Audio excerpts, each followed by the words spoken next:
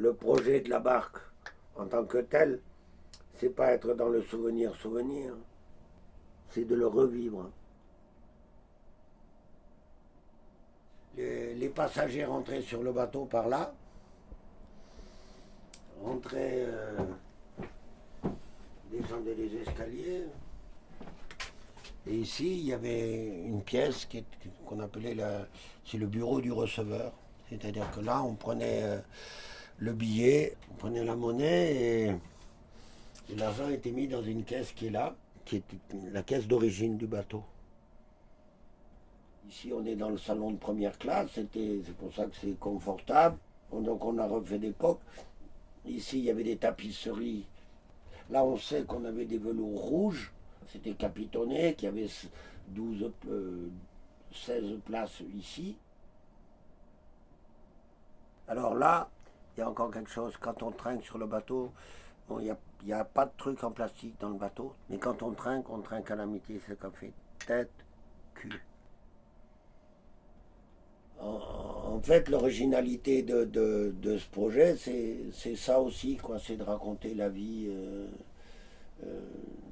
sur l'eau, sans confort, hein, parce que là, on n'a pas de confort. C'est pas un bateau d'habitation, il ne faut pas l'oublier. Hein. Le canal, on en a plein la bouche, mais les gens, ils n'en font rien.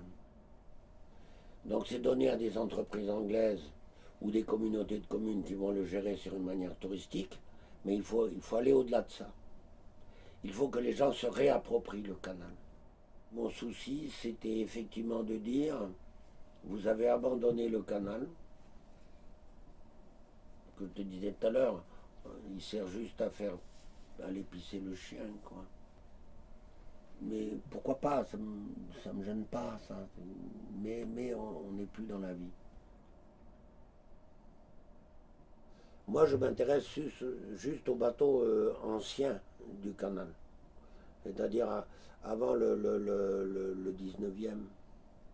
C'est ce qui m'intéresse le plus, parce que ça, on a complètement oublié. Or, la richesse du canal, elle est là. On va parler de Riquet, mais on ne va pas parler des bateaux de cette époque. Donc, en reconstruisant cette barque des origines du canal, on est dans un autre discours. Et manque de peau, je suis tombé très très gravement malade. J'ai chopé un cancer, et en fait, ce bateau m'a sauvé la vie.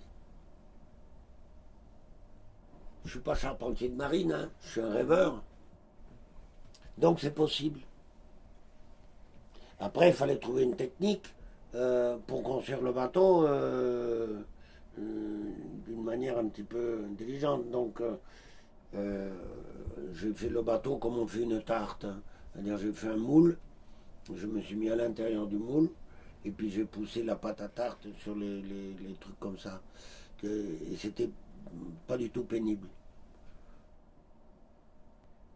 Il y a des gamins qui ont bossé sur le bateau, ils venaient une fois par semaine. Je leur donnais des crayons, mais des vrais crayons de menuisier. Les crayons qui sont grands comme ça, avec les petites mains là. Partout, il y a des dessins des enfants. Et le premier voyage qu'on a fait, il a été fait pour les enfants et j'ai interdit aux parents de venir.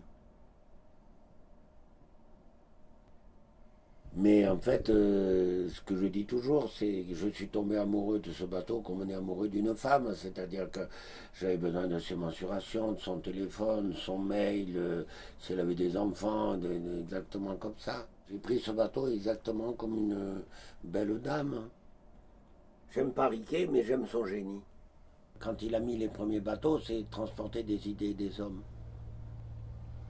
Et j'ai repris cette formule pour moi.